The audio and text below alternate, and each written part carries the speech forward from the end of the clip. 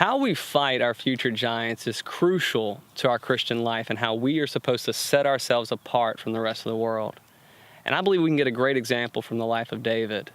See, David had just slayed Goliath, and he was quite the popular guy then. He had been given the king's daughter in marriage, and he had acquired great wealth. But his popularity grew so much that King Saul began to get rather jealous, and he wanted to kill him. So now David is faced with a new giant. So how did he respond? See, it says that David fled, but he didn't flee in isolation. It says that he took his most trusted companions with him. David knew that he wasn't going to be able to fight this fight alone. And I love that. You know, that reminds me of a passage in 1 Peter 5:8 where it says, look, be alert, be sober-minded, because your enemy, the devil, is prowling around like a roaring lion looking for someone to devour. Think about a lion for a second. A lion is not attacking the whole herd. They're looking for the weak link. They're looking for someone in isolation. And David knew that. David knew that if I am not with my most trusted companions, Saul's going to get me. And likewise in our own life, we cannot live a life in isolation. We cannot fight these battles by ourselves. We have been called to be part of a body of believers. And we need to make sure we're doing that when we're fighting our giants. But you see, the story goes on, and I love how this story kind of ends, because David's on the run. He's hiding in caves because he knows that Saul is quickly after him. Saul wants to kill him. And so towards the end, Saul has to go and use the restroom, and so he goes into a cave to relieve himself. He just so happens to choose the very cave that David and his friends are in. And so David's friends, they see Saul, and they want to kill him. But David stops him for a couple reasons. One, because he respected the authority of the throne. And then two, because he trusted that God would see this through.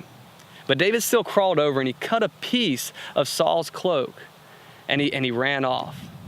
And then later on, while David was in a distance, he came on top of a hill and he started to wave to Saul and he said, Saul, Saul, I could have killed you. I had your head in my hand and I could have finished you right then. But I showed you grace.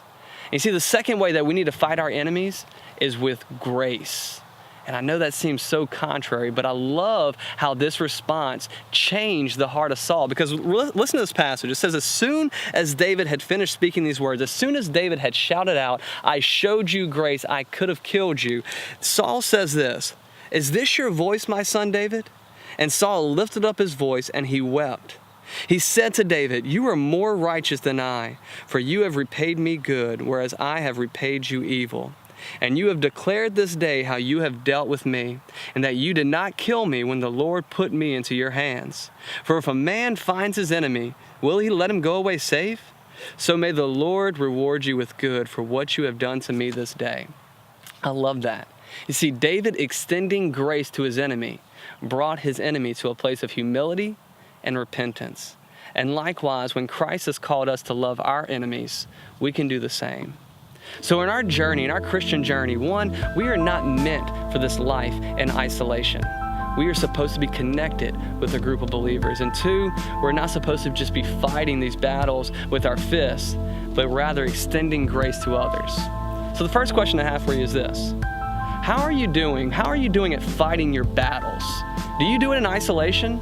Or are you connected with a group of believers to hold you accountable through those times? And the second way is this. How do you fight? Do you fight with fists or do you fight with grace? Because Christ has called us to a higher standard.